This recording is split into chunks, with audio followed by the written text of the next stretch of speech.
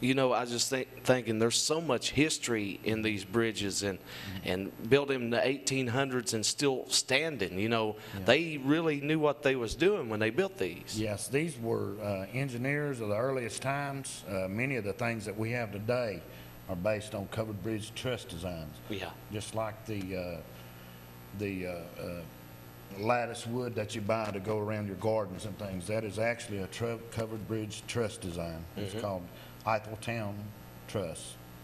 And but all the worn trusses, and they are all in our bridges today. And many of the skyscrapers wouldn't have been built without truss designs.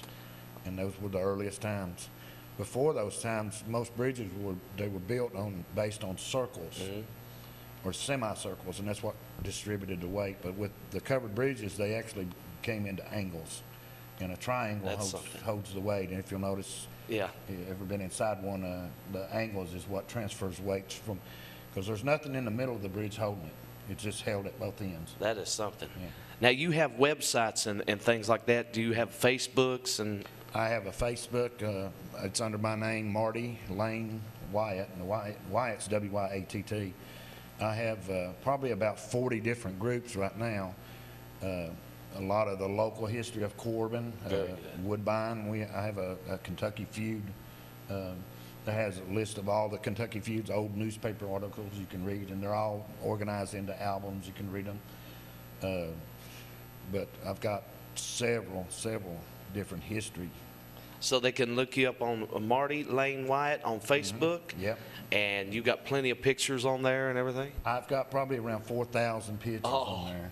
That is phenomenal. Yeah. And you know, people, if they could just see some of this history right here, I mean, these trusses and this, man, you just can't build things like that anymore, hardly. No, you can't.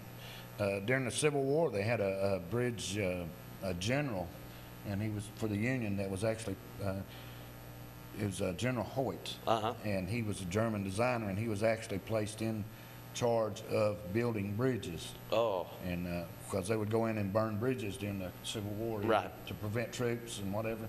But General Hoyt would go in there and would rebuild those bridges. And Abraham Lincoln made the remark that said that Hoyt feller said he's got a bridge built in one day out of corn poles and trains running over it. So oh, that is something. it's really amazing. They had one in just in Virginia, in Farmville, and it had I think 17 separate piers on it. Oh.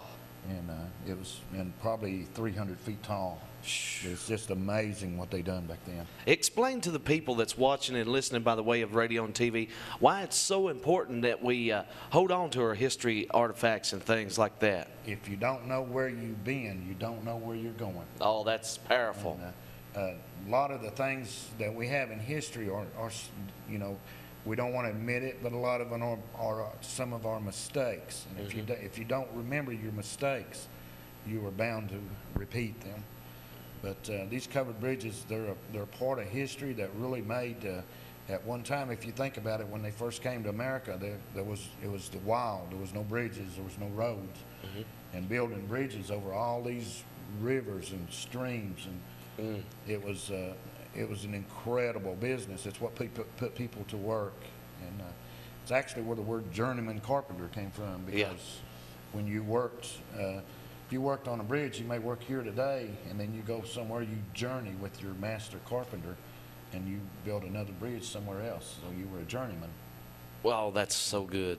And you know, it does so much for our community when you preserve natural bridges and things like that.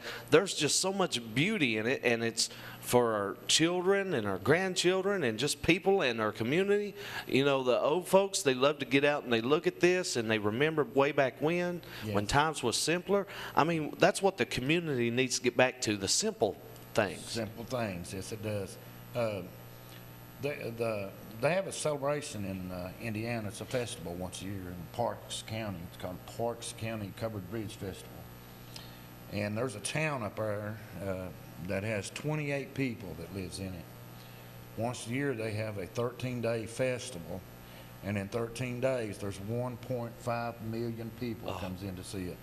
And it's a festival just to celebrate covered bridges. There's 5 in that county, and they come in to see them, and they have yard sales, and they have people there with all different kind of ice cream making machines and just old-timey stuff. It's really, Oh, that's great. It's just a great, vacation for everybody. And a lot of people schedule their vacation around that festival itself. That is so wonderful. And is that primary what you're targeted at, is the bridges, or do you also like natural artifacts or places? I'm a historian. I got into covered bridges when I worked, doing construction. And once it's in your blood, you can't get it out. That's right. It's just something it's almost like you're smitten. But I love them, but I do all kinds of local history, mainly, for the Corbin area and Knox County. But I just love history.